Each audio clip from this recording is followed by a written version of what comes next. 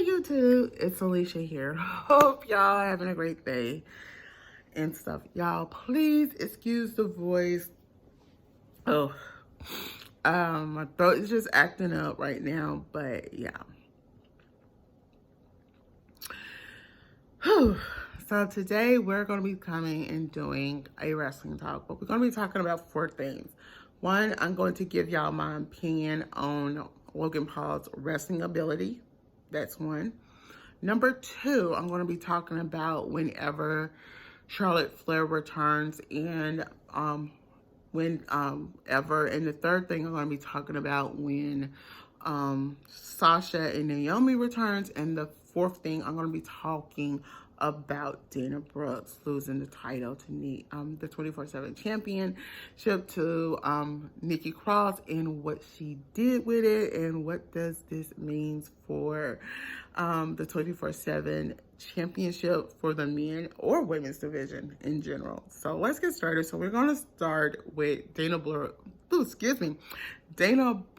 losing the 24/7 championship. So last night, as y'all know, when Dana Brooks first won the 24/7 championship, I was like very stunned when she won it because she won it against Reggie. And we're going to be only coming back and talking about him at a later date. We're going to be talking about him at a later date. She won it against Reggie, and she became a fighting champ and stuff. So overall, she's been holding that title for almost, I think, a year and a half, 2 years and a half, 2 years or a year and a half, something like that. Years, and she has been a fighting champ. Every person she has, and the one person that I was very shocked that challenged her for the title was Becky Lynch, and she beat her. So that really gave me that right there. When she beat her, I'm going, hold up. If she can beat Becky, y'all surely could give her a WWE women's title belt opportunity and let her hold it. So that gave me the decision of saying, okay, they could do better by her. All right, moving along. We see, guess what?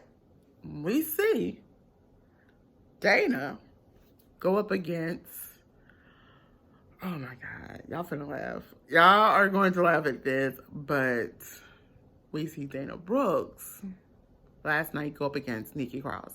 This is not the first time Nikki Cross, but this is like the unhinged version of her, what she was before, and she brought it back.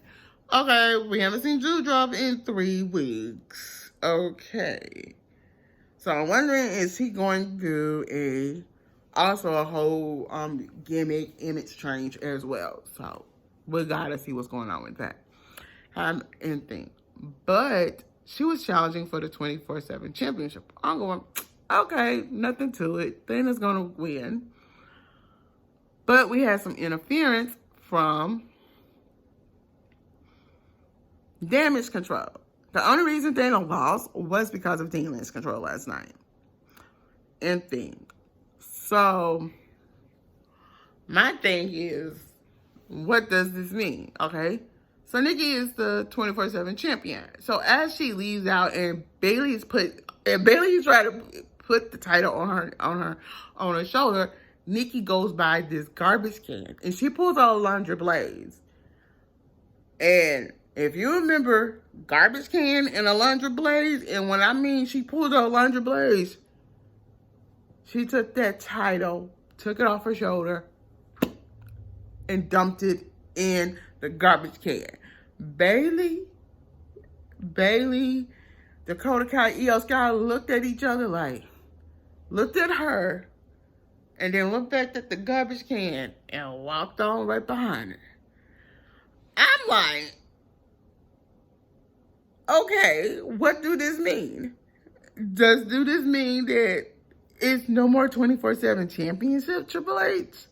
Or do this mean we got some better titles coming for the women's division? Because any of y'all who's been on my YouTube channel for years know for about 3.5 years, I've been harping and saying that WWE needs more title belts for that women's division. And if you remember recently, I talked about Dana Brooks and Tamina, where I said they deserve better. Y'all, when I saw this, I'm going, what does this mean? What do this mean? And I'm going to ask y'all right here. If you can put any title belt for that women's division, what would you pick? Would you want a women's intercontinental title belt, a women's cruiserweight title belt, or a women's US title belt, or would you want a women's a women's universal title belt? Let me hear from y'all. Y'all, but when I saw that, I went, okay. So we're going to have to see where that go. And give me 1 minute. Okay, so now we finna move on to, I had to talk about this first before I talk about this next thing. But we have to talk about Charlotte Flair when she returns. So as y'all know, any of y'all who follow me on Twitter knows, I always harp about Charlotte Flair. Any of y'all who've been following me for years on my YouTube channel knows I feel a certain way about Charlotte Flair. Any of y'all who knows that. Okay, the reason I feel a certain way about Charlotte Flair, let me give y'all the reason why. The reason why I feel a certain way about her is the following. Charlotte Flair, to me, is a legacy. Now, as y'all know, she's the daughter of Ric Flair. And I do give legacy wrestlers a little bit of respect. I respect Roman Reigns. He's a legacy. I respect Jay and Jimmy and Solo because they are legacies as well. I respect Natty. I also, and things. I respect legacies to an extent. Okay. But they have to put in the work. I know everybody has been very critical of Rey Mysterio's son, Dominic, saying, oh, he needs to go back to NXT. Let me let y'all know, he never was in NXT. Let me clarify that right now. Rey Mysterio's son, Dominic Mysterio, was never in NXT. Rey Mysterio trained Dominic himself. Dominic was once, when he was first starting off, he first started off a little bit of wrestling, a little bit in Lucha Libre, Lucha Underground. When Rey was in Lucha Underground, he had this feud with John Morrison. And with the John Morrison storyline, Dominic was part of that storyline, if you didn't know that. Okay? So that's how he got started. To me, let me just give y'all what I think about him in a minute. I'm going to do him in a minute. But when it comes to Charlotte Flair, I'm very critical of her because she's the daughter of Ric Flair. And as y'all know, I expect for legacies, I put legacies into high perspective. I put them on a level of an 8 when they debut. That's how I am. I put them in an 8, a category 8. Every last one of them. Okay, since then, you know, like if you think about it, Roman Reigns has to earn his opportunities. He has always earned his opportunities. Seth Rollins, same way. He had to earn his opportunities. But when you think about it, when you think about female legacies, and you have to think of, and the 3 that I think of completely, the 3 that I think of is Tamina, the daughter of Jimmy Fly Snuka. You got to think of Natalya, the daughter of Jimmy Neidhart. And you have to think of Charlotte Flair. So let's think about these 3. Out of all of these 3, only one is pushed heavily, and that's Charlotte. And that has always been a problem with the WWE's women's division, because she's always in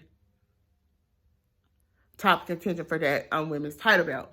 But now I'm going to tell you what needs to be done by Triple H if she returns. Triple H go, okay, you're back. You got to go to the end of the line. You got to earn it. You got to start earning it. I'm not going to hand it to you. Because your father and I, because me and your father is good friends and stuff, out of respect for me, you finna start earning your opportunities. And I hope Triple H is listening. I don't care. That has always been described with me since 2015, that this girl did not earn no title belt opportunities. And if you go back and you think about it, since she's been there, everything has been handed to her. Don't say she has earned. And I asked this question on Twitter, and I said, has Charlotte Flair ever earned her title belts? And I say yes, indefinitely. I can't recall her earning a title belt. Everything was handed to her. An unanimous vote goes, I can't recall her earning the title belt opportunity. They were saying, hey, we can't recall of her earning a title belt opportunity. So it's like Triple H needs to put his foot down when it comes to Charlotte Flair. Hey, I'm sorry, but I'm not handing you everything. You're going to earn it. I'm just going to say Triple H is going to need to be a little more forceful with her and say, sorry, I'm not going to just hand you a title belt opportunity. You can have a little temper tantrum like a little kid, but hey, I'm not going to just hand everything to you, because that's the only thing that has been described with me when it comes to Charlotte. She has never earned a title belt opportunity. Now, getting me to say, how many women have we seen that has been looked over for title belt opportunities because of Charlotte? Okay, let's think about it. Charlotte protege, Dana Brooks. She could be a top superstar right now. But I really think Ric Flair did something to make sure she didn't get that. So, there go one. Tamina Snuka. She could have been a huge superstar as well in the WWE, but they haven't done a lot of initiative with her and stuff. All right. Number 3. I would say it will have to be Natalya, because Natalya has held several, she has held the Divas title belt and she has held the women's title belt. But I really say she's not that popular and stuff. She's not popular and things like that. And I'm just going, you have to think about when it comes to female legacy, especially in the WWE, you have to question it. Now, I know a lot of people had a lot of things to say, and I know a lot of people say they want to see a certain legacy female in the WWE, and that is Tessa Blanchard.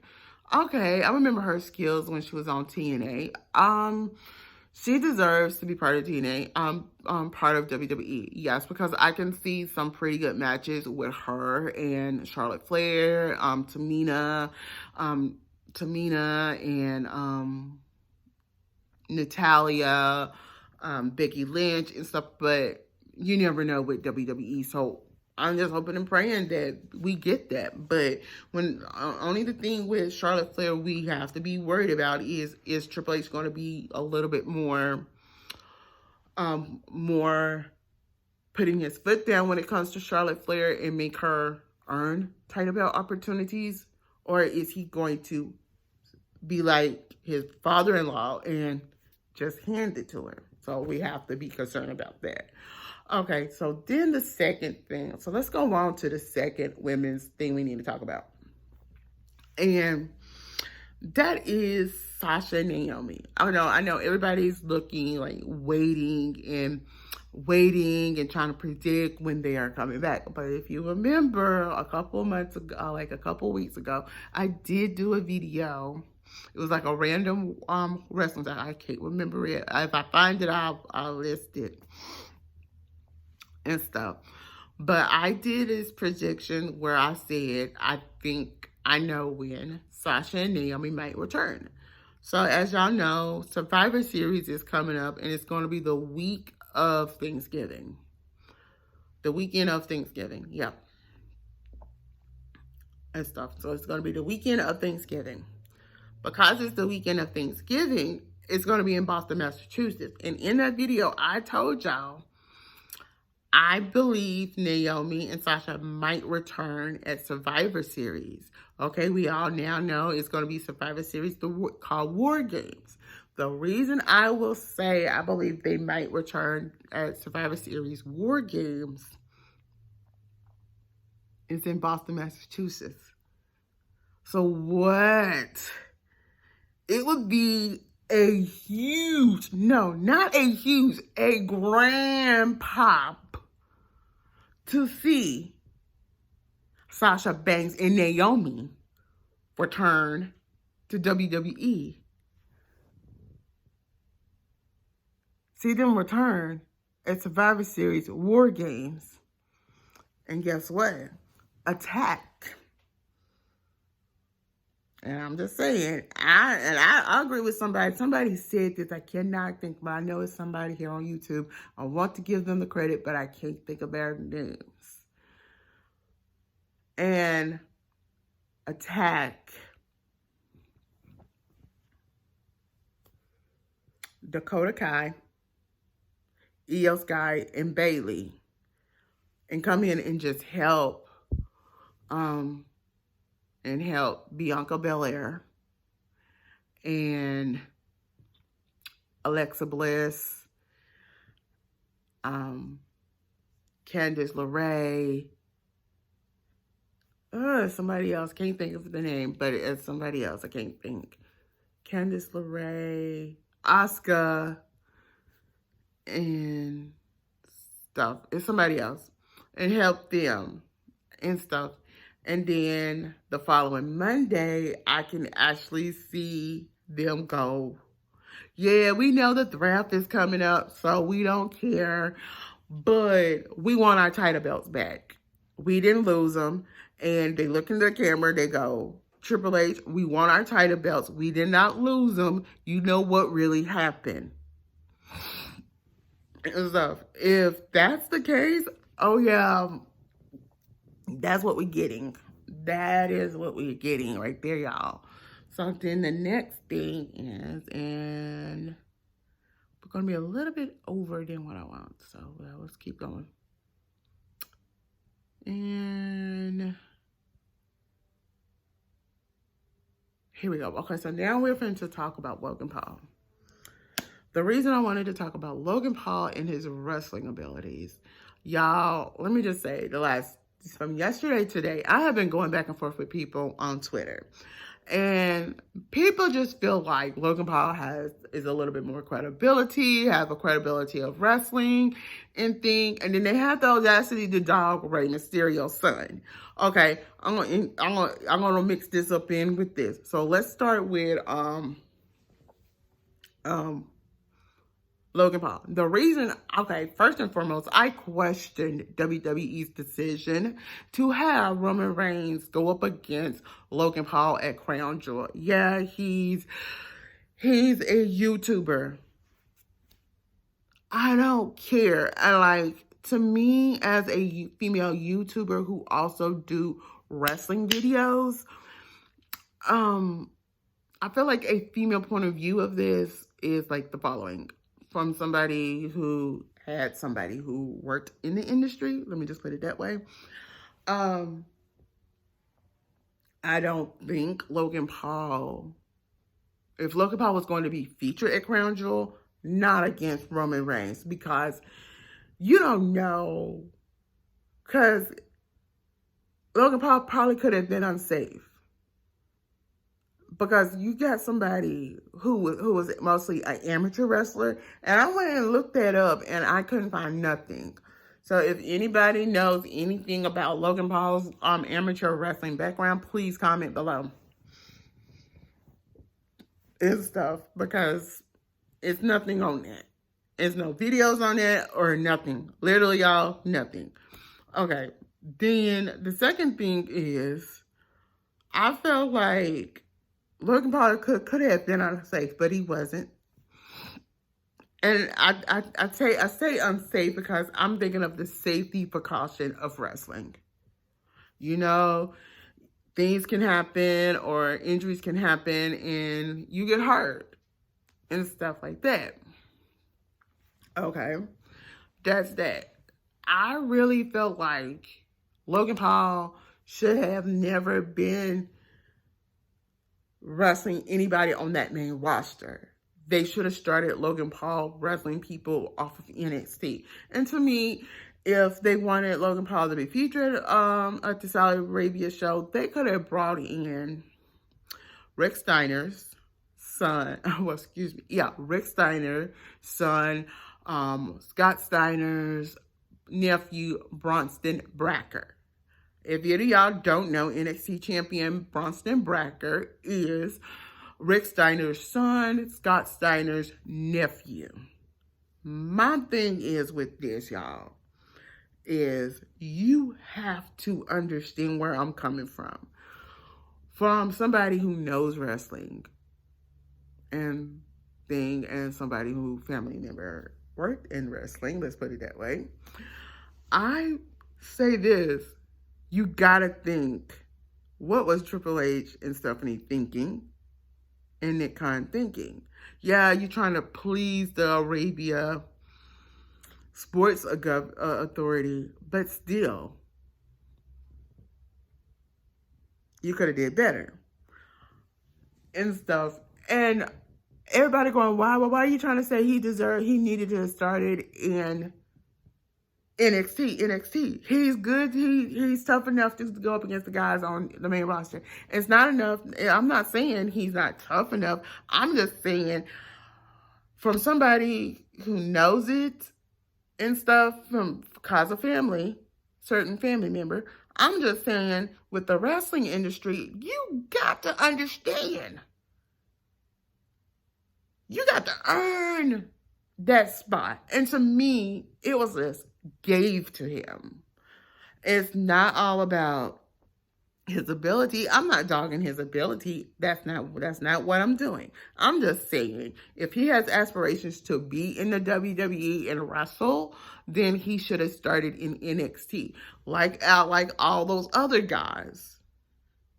They started in NXT and they worked their way up to get to the main roster. So my thing is, they should have started him on NXT. That's all I'm saying. I'm not, one, doubting his ability. And then two, if his brother got aspirations to be part of WWE, same situation. NXT is for you. Start there and work your way up. Work up. Development. Yeah, I don't care part-time. If you're going to be a part-timer like Brock Lesnar and show up every blue moon, then hey, bounce to the left. I don't want to see you. If you're into this, that's good. But that's all I'm saying is, I mean, he could have started, if they're going to have him go up against somebody at Crown Jewel, y'all could have brought in Braxton, Rick Steiner and Scott Steiner. Rick Steiner's son got Scott Steiner's nephew. That's all I'm saying. That would have been a better choice for him to wrestle. So, y'all, let me hear y'all point of view. Was it right to have Logan Paul to go up against Roman Reigns? And now, speaking of, let me just talk about, because this kind of coincides, everybody was like, oh, they was making like, as I was like making my comments, I was telling some truth to it. And one commenter like going, oh, Logan Paul is better than Dominic Mysterio's skills. He has better skills than Dominic Mysterio. I'm going, excuse me? First and foremost, I respect Rey Mysterio, but baby, If y'all don't know, Ray is always on Twitter every morning. If y'all don't know, Rey Mysterio is always on Twitter and stuff. And I knew this because, hey, I'm part of one of his fans. I'm a fan, but hey, I'm part of the fan page and stuff. So I knew this. And this person proceeds to disrespect Dominic Mysterio's skills. Okay, if anybody don't know, Dominic was trained by his father. And this person literally went on to say he needs to go back to NXT. And then I go, newsflash, Dominic was never in NXT. Dominic was trained by his father. WWE gave Dominic a contract gave Dominic Mysterio a contract to get his dad back into WWE. That's how he got his contract. So y'all see the difference, okay, coming from NXT and stuff. Because if you remember, Rey Mysterio started off very young. He entered the wrestling industry when he was, I think, 15 or 16. Don't quote me on that, but he was one of them. And Rey Mysterio Sr. is how he got started. So he's given a path for his son as well. I feel like Dominic, what he has done in the wrestling and in WWE so far, he's been in WWE for almost 2 years now. This is 2 years. He's been in WWE for 2 years. And I know a lot of y'all are and I have noticed this, is very critical of Dominic Mysterio. Do I think fans needs to be that critical? No. And like I said, like I'm finna say, when it comes to legacy wrestlers like Charlotte Flair, to Tamina, to Roman Reigns, to Jay and Jimmy and Solo and stuff, I have to put Dominic at an 8 right now because that's what I do with legacy wrestlers. I put them at an 8 and I want to see progress. And to me, I feel like he kind of had made a little bit of progress. Yeah, I understand half of y'all might not think he has done better, but somebody like Dominic, it takes at least 4 years for them to actually get their footing. He has only been there for 2 years now. Get that. He has only been there for 2 years. So it takes, it takes the progress for them to get their footing. It takes at least 4 years before a new wrestler can get their footing. So my critical of y'all criticizing Dominic Mysterio, I think you just give him some time. I think you will start seeing progress. And what I have seen him, what he has done with the Judgment Day, no offense to his father. His father has done pretty well because his father did train him. Y'all have to understand that his father is the one who trained him. He was never in NXT. Let's just put it that way. So what have Rey Mysterio have taught him so far? I think it's pretty good to see what he has done so far in Judgment Day. It's kind of crazy, but it's pretty good. But y'all, I have been on here a little too long, but that's all I have time for. I'm Alicia. Don't forget to thumbs up this video, comment below, and subscribe to my channel. Bye.